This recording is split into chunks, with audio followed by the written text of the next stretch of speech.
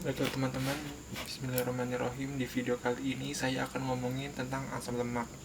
Jadi asam lemak ini adalah senyawa hidrokarbon yang panjangnya itu 14 sampai 20 panjang atom karbon, di mana di ujungnya itu ada karboksil, bisa dilihat di sini. Nah, jadi kita punya senyawa atom karbon, terus di belakang itu ada karboksilnya.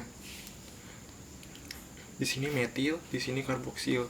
Nah, di ini senyawa atom hidrokarbonnya ini bersifat hidrofobik ya.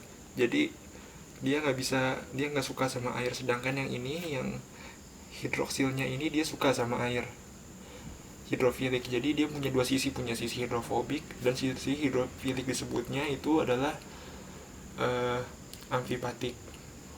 Nah, terus asam lemak ini dia terbagi jadi ada dua jenis.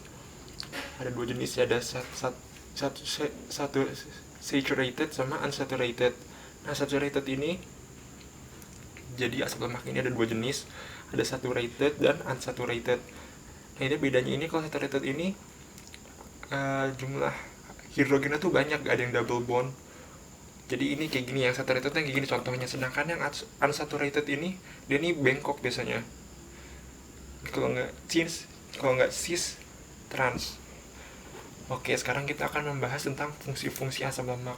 Jadi di antara fungsi-fungsi itu adalah pertama untuk fosfolipid ya. Jadi semua membran sel di dalam tubuh itu menggunakan asam lemak dengan membentuk fosfolipid. Terus ada juga turunan-turunannya, misalnya fosfatidilkolin atau pokoknya turunan fosfolipid ada banyak.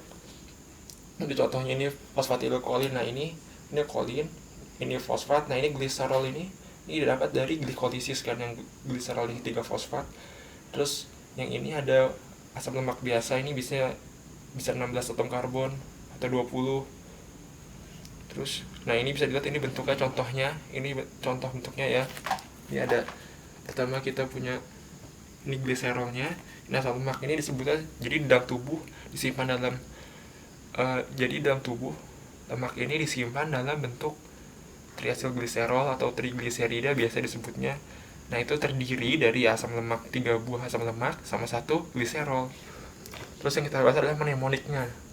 Yang kita bahas sekarang adalah mnemoniknya. Jadi ini kayak buat penamaan gitu. Pertama kita punya laurik 12 atom karbon.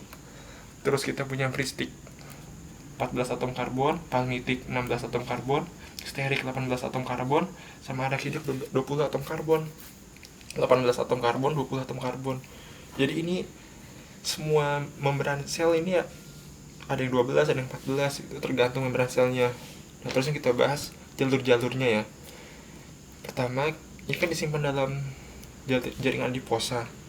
Terus kita punya lipolisis, jadi ini pemecahan si triacylglycerol ini buat dibawa ke hati, biasanya ke liver atau ke otot, buat kalau misalnya kurang energi, misalnya kita puasa. Jadi kalau misalnya kita puasa atau kita gak makan karbohidrat, kan glukosa kita turun dalam darah. Nah, yang terjadi adalah tubuh itu menghasilkan badan-badan keton dengan cara beta oksidasi. Ya, jadi tujuan dari beta oksidasi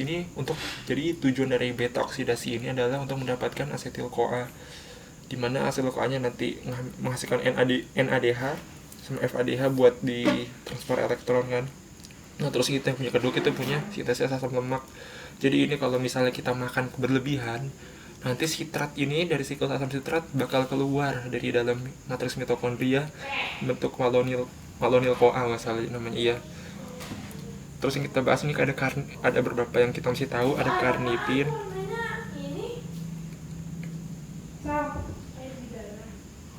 Jadi yang kamu diem dulu dong.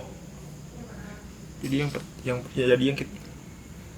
yang kita bahas ini ada tiga istilah yang kita bakal tahu. Jadi yang pertama kita punya karnitin, di mana karnitin ini berfungsi untuk memindahkan asam lemak ya dari sitosol ke dalam matriks mitokondria. Terus kita punya fatty acyl, ini bentuk dari asam lemaknya udah diaktifin, itu namanya fatty acyl. Bentuk asam lemak yang udah diaktifkan buat kita oksidasi itu namanya fatty acyl. Terus kita punya malonyl, ini sebelum ada sintesis asam lemak, maka asetil-CoA harus diubah dulu menjadi malonyl-CoA. Nah, jadi ini kayak tiga ini kita bisa tahu lah, karnitin, fatty acyl sama malonyl. Oke.